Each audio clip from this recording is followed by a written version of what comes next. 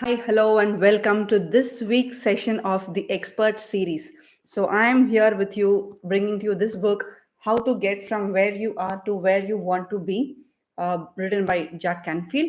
So, basically, the Expert series is a bunch of videos which is actually inspired from articles, proses, poems, or what any kind of resource coming from experts. And I'm going to just go in depth into those, whatever they have written, and I'm going to give my own explanation, my own perspective, through which you will have your own perspective of how you can implement that in your parenting journey. So, yes, today we are here. I'm not going to read out the entire book, obviously. So, I'm just picking a little section of this book which speaks about early childhood programming. We're all here in this channel of Beyond Parenting with Sujaya. So, yes, so Jack Canfield has illustrated 25 principles of success, and in that, the third principle, the principle number three, is decide what you want. And what Jack Canfield says is, yeah, let me also read out this thing, the subtitle. Just checking, is everything fine? Yeah, you're able to see me, you're able to hear me. Just type out AC in the chat box. So, what's actually mentioned in this book, written by Jack Canfield, is early childhood programming often gets in the way of what you want. That means what? All of us, we go through a lot of false programming during our early childhood. So, you precisely know what you want. So, yes, Jack Canfield has written this book from the perspective of finding out your life purpose, knowing what you want, and actually how you can go there to whatever you want. But the whole point is this: you ask a 40-year-old or a 50-year-old, how many of them can actually answer this question? What do you want? What do you want to do in life? What do you want to leave um, as a legacy, maybe towards the end of your life? But whatever it is, right? So, how clear are you in while answering this question? What do you want? So, what happens before the early childhood programming has actually happened? What happened? So, if you actually see young children, they're very close to their intuition. Now, when some random person, when some an adult is asked this question, "What do you want?"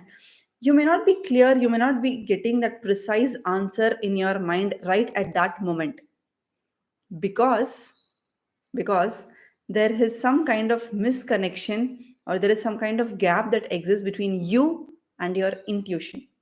Your intuition knows what you want. Your soul, your spirit, your spiritual self, your true self, yes, your true being, the being, all of, I mean, there are various terms, not to get confused, not to confuse you, but your spiritual self or your intuition knows what you want. But you as a mind, body, and soul, right? Your name, your personality, do you know what it is that you want? It depends on whether you are able to precisely answer that. What is your mission in this life? What is your vision in this life? What is your purpose in this life? What is your goal in this life? The Whether you will be able to answer these questions in a confidently depends on how close you are to your own intuition, because your intuition has the answer. If you are closer to your intuition, you will also be able to tell out that answer using your own explanation, using your own personality, your physical being, right? Now, coming to children, let's look at children, okay? Children, young children they're very close to their intuition. They are very close to their spiritual self. They are very close to their being, the true being, which they have embodied. The physical being has embodied the true being, right? So children are very close to their intuition, but most often what happens, uh, we keep we keep pulling them and pushing them through, I mean, just getting things done by them, in order that, according to how your pain body pushes and pulls you to get things done by them. And in this due course of time, they actually forget what it is that they really wanted to do at that moment, right? Life boils down to years. 1 year is nothing but a bunch of months. 1 month is nothing but a bunch of days, and one day is nothing but a bunch of moments. So if you know what you want to do in this moment, that's all the clarity that you need. You need not know what you want to do after 5 years or after 10 years. If you have the clarity, very well, but do not get overwhelmed. Do you know what you want to do in this moment and why you want to do that? And are you doing that? Or are you just simply binge scrolling or binge watching on your mobile phone? Is that what you wanted to do in this moment? Just focus on in this moment. But the young child, your child, a very young child, actually knows what he or she wants to do at that moment. But what does the adult do? The adult who is living based on the pain body is most likely pulling, pushing, labeling, threatening, bribing, shaming, criticizing, complaining, comparing, and doing all sorts of things, just to get the child do something that the parent has in mind, right? So when that is happening, and when that happens repeatedly, at repeated instances, every day, to the child, what eventually happens? Eventually, what happens is the child actually forgets what he actually wants to do at that moment. That means the child is moving away from the intuition. The child is drawing himself or herself away from his or her own intuition.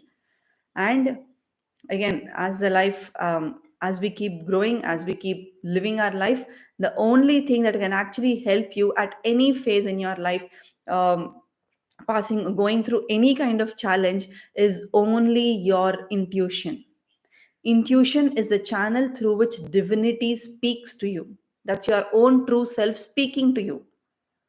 Yes. So if you are closer to your intuition, you can actually feel that, you can actually experience all that happening, that little quiet voices coming from within you, answering you, giving you the right answers, giving you the right solution at any conflict or any challenge that you are facing in your life. And your child is already connected, very closely connected to his or her own intuition, but through the various pushing and pulling and threatening and labeling, shaming, bribing, scolding, complaining, comparing, criticizing, the child is slowly being drawn away from his or her own intuition.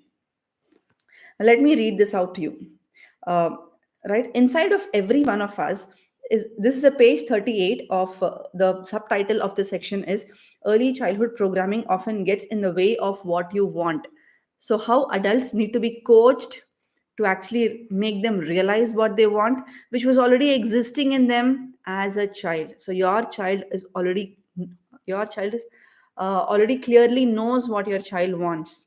Do you want to keep your child, um, nurture your child closer to his or her intuition, or are you pulling your child away from his or her own intuition? Is something that you got to ask yourself. Now, inside of every one of us is that tiny seed of the you that you were meant to become. Unfortunately, you may have buried the seed in response to your parents, teachers, coaches, and other adult role models as you were growing up. What you want to do, what you want to do at this point of time, what you want to be, how you want to be.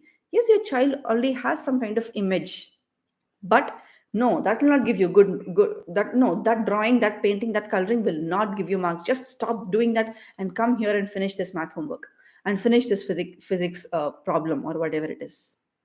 So repeatedly saying that, what eventually happens, we forget, the child forgets what he or she wants to do, how he or she wants to be. Yes. So if you agree, just type out AG in the chat box. Just type out AG in the chat box. You started out as a baby knowing exactly what you wanted. You knew when you were hungry, you spit out the foods you didn't like and avidly devoured the ones you did. You had no trouble expressing your needs and wants. So, when you were a baby, you knew when you were hungry and you actually ate only when you were hungry. Now, as an adult, do you actually eat only when you are hungry? Or are you just eating? Are you just munching? Yes, there are various reasons. So, yes, as a child, you've been mindfully eating all the foods whichever you've been eating. And now, after growing up to be an adult, adults are having to go through classes and trainings to actually learn mindful eating, which the adult as a child was already doing it. So, your child also is already doing it. So, do you want to nurture it or do you want to hamper it? Do you want to hinder it? Is the question that you got to ask yourself. Then let us move on. You had everything inside of you that you needed to get fed, changed, held, rocked, As you got older, you crawled around and moved towards whatever held the most interest for you. So you got interested in some certain things around you in your environment. You were clear about what you wanted and you headed straight towards it with no fear. You knew what you wanted, you knew you had to go to that corner in the room, you knew you had to go under that couch in that room, under that bed in that room, and you had no fear. You just headed straight into it. Then what happened? So, what happened? Somewhere along the way, someone said, "Don't touch that. Stay away from there. Keep your hands off that. Eat everything on your plate, whether you like it or not." You don't really feel that way, baby. You don't really feel that way. You don't really want that. No, no, you don't really want that. I know what you want for you. You should be ashamed of yourself. You've done such a big thing. You should be ashamed of yourself. Stop crying. Don't be such a baby. While all these statements, while you were trying to express your feelings, while you were trying to express your needs to the adult out there, you have been responded through such statements. And now, as a parent, if you actually reflect on this, you are definitely using one or more of such statements to your child. Can you just go back and look into how you speak to your child? Because by default, it just comes by default. Each one parents according to the way he or she was parented.